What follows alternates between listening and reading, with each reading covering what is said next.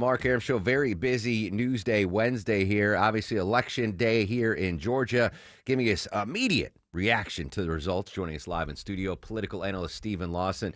You look good, my friend. No, I appreciate it. It's fall. Fall's in the air. It's not like you had to stay up till 3 in the morning to get election results. We kind of knew early what the results were. Let's start here in Georgia. I told Deborah before when I went to my polling place after work yesterday, it was just all I could vote was the statewide what is the initials? PSC. PSC. Yeah, Public Service Commission. Yeah, I was ready for like 9 questions and 9 votes, and I was like, no, just all right, doot, and I'm done. Let's start with the reaction there. Not really surprising because it's an off-year election that 2 Democrats are now on that commission. Yeah, absolutely. The incumbents, Fitz Johnson and Tim Echols, lost.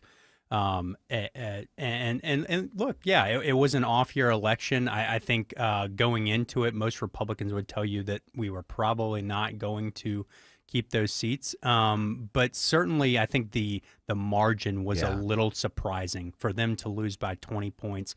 If you go back to 2021, when just the municipal races were on the ballot across Georgia, the partisan breakdown was about D plus 15. So now it was D plus 20. Which is a little bit alarming, I think, for Republicans to see that. Obviously, there's lots of questions right now, Mark, as we've talked about affordability, about the cost of living, about inflation.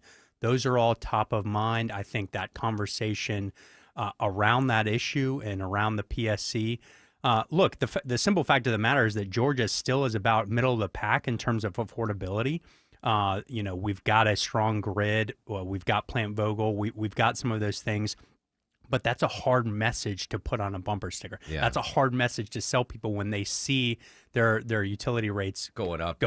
And that's the thing I saw on social media reaction was like it wasn't necessarily a vote for the Democrats. It was a vote against Georgia Power. That's what I heard a lot of people say. Like, I voted because my energy bill went up 40% year to year or stuff like that. But I also think, and correct me if I'm wrong, the fact that there were some, headline names in Metro Atlanta, like the mayor's race in Atlanta, which kind of energized Democrats to get out and vote, which showed that while they're there, all right, let's also vote for this commission seat.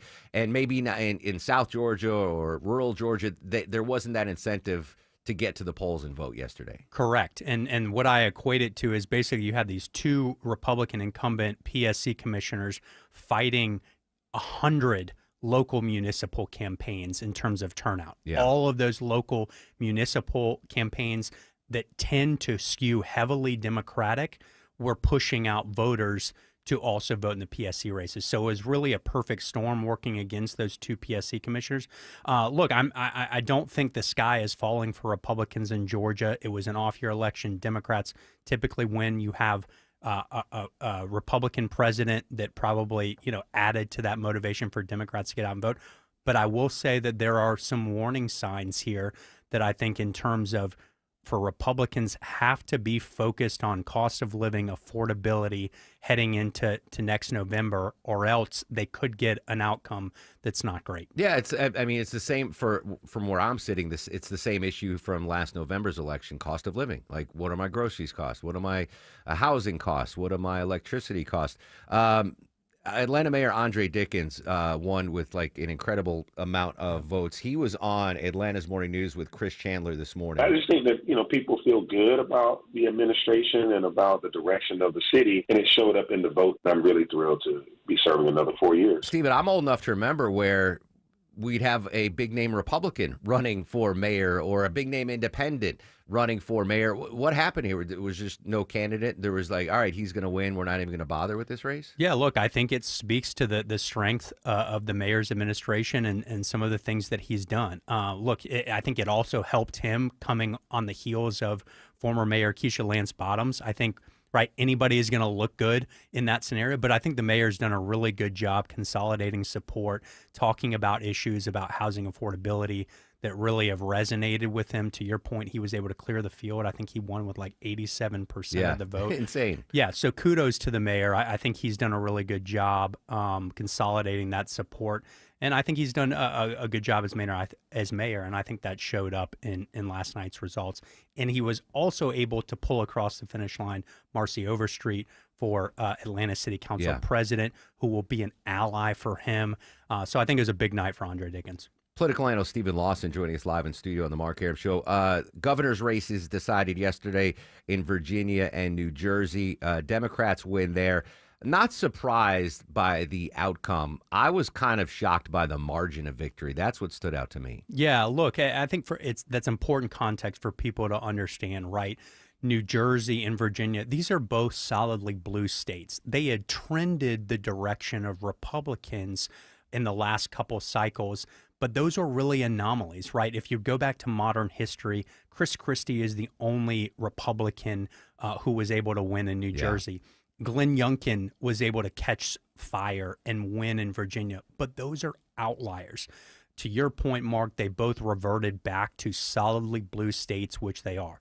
But for Republicans, it is concerning to see the margins that both of those Democrats won in those states. I think, again, there is definitely energy on the Democrat side. It's an off-year election. We understand that. There weren't a lot of reasons for Republicans to get out and be energized. But I think it is also emblematic of the fact that when Donald Trump is not on the ballot, you have got, as a candidate, to find ways to energize and mobilize the voters that come out for him that don't otherwise. That will be the big test heading into 2026. I was interested in the margin of victory because the polls had it.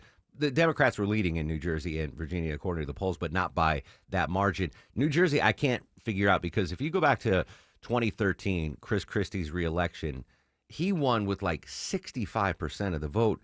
Is it just a matter of candidates? Did New Jersey not have a good candidate? This is the same guy who lost 4 years ago to Murphy in New Jersey. Is it?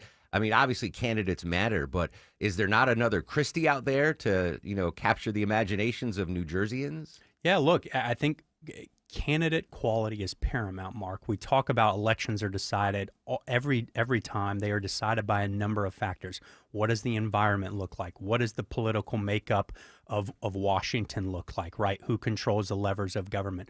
What is the sentiment on the ground? What are the driving forces? But a big piece of that is candidate quality. Do you have quality candidates? We saw that in Georgia, right, in 2022.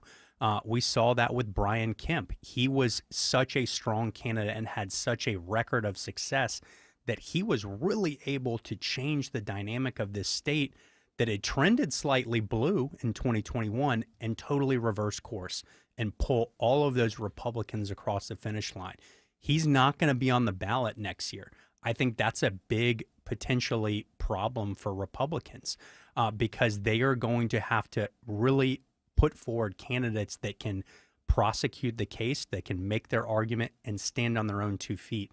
And that's going to be really important here and across the country. But I do think, I understand that that's a point well taken, right? No Trump on the top of the ballot, no Kemp on the top of the ballot, but it's a really important midterm, right? I think there's going to be voter enthusiasm on both sides of the aisle. So I'm making a prediction that we're going to see record midterm turnout here in Georgia. And I think in a lot of states, it's going to be a very important midterm election. I want to play some audio. I'm sorry if I'm throwing you a curveball here, but Marjorie Taylor Greene, I mentioned her earlier, Georgia Congresswoman. She's been making the rounds, very outspoken about what's going on Capitol Hill right now. I have no problem pointing fingers at everyone. We're not working right now. And I put that criticism directly on the Speaker of the House. She's been on Bill Maher, The View of all places. She is standing alone, and I've talked to some of my buddies in the political arena, and they're like, this is a candidate that's running for something. Like, she is prepping for a run for something besides her congressional seat. Are these folks right that looking down the right path? Is she prepping for a bigger run for something? Yeah, I think so. I think it's just a matter of what and when at this point that she's planning on doing. Look, you can say a lot about Marjorie Taylor Greene. She's extremely divisive. She's extremely polarizing. but she's very smart. She knows what she's doing, and she's going into audience and places and saying things that maybe other Republicans can't or won't say right now. That being said, I do think it's a political calculation she's making. And I do think that a lot of this, there is a layer of vengeance in here for her, right? She has sort of been ostracized in the Republican conference in Congress, so she has no qualms burning the bridge with Speaker Mike Johnson. I think that's very clear that she's at least not wanting to come back to Congress. So then from there you go, okay, does she run for Senate, right? She was kind of told that by the White House from reporting that we've seen that was not a good idea to run for Senate. But she's also ruled out governor in the past, but there's nothing to say that she can't change her mind and come back and do that. I don't think that she ultimately will. Does she have her eyes on 2028? And is this just prepping? Yeah. So lots of different avenues for her. She is definitely continues to be one of the more interesting people in Georgia politics to watch. And I think she's somebody definitely to keep an eye on. And she's doing a great job tightrope walking this, critical of the speaker, critical of male Republicans on Capitol Hill, while still pledging her undying love and loyalty to President Trump. It's pretty remarkable. It's like a turn in professional wrestling that you just don't see coming, what's been going on with Marjorie Taylor. We got new polls out for the AJC. Can you hang out and break those down for me? All right.